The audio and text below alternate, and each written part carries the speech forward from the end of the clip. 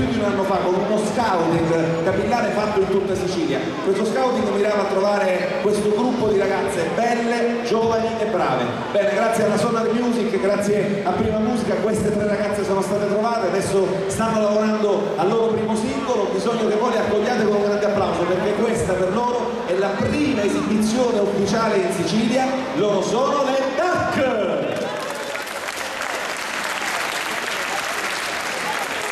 Oggi come al bar, troppo, al bar. Oggi ti dicono un po',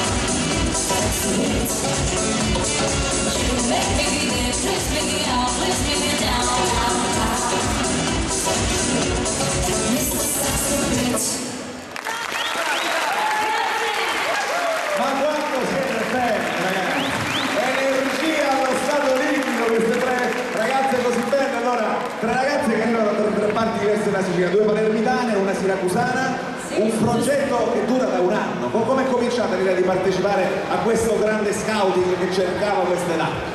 Ma sinceramente a me il provino è arrivato per caso. Un amico mi disse: sai, c'è questo provino da un anno che tempo, stanno cercando delle ragazze particolarmente interessanti, eccetera eccetera. Io sono presentata e come fa? Dico, fra migliaia di ragazze alla fine hanno scelto voi, come mai? Vabbè, siamo la migliore. Hai visto? Le idee già ce le hanno tutte e 3 carissime. Allora ragazze, state lavorando al primo singolo, prossima primavera, grazie a Sonar Music, con il management di Prima Musica, arriverà il primo singolo e il primo CD con i vostri 12-14 pezzi. Sì. Grande lavoro. Abbastanza duro, però siamo qui. Grande entusiasmo. Sì, e soprattutto ragazzi, un battesimo più bello di questo non poteva essere. E allora rimasti con loro ancora un po', solo loro. stanno studiando?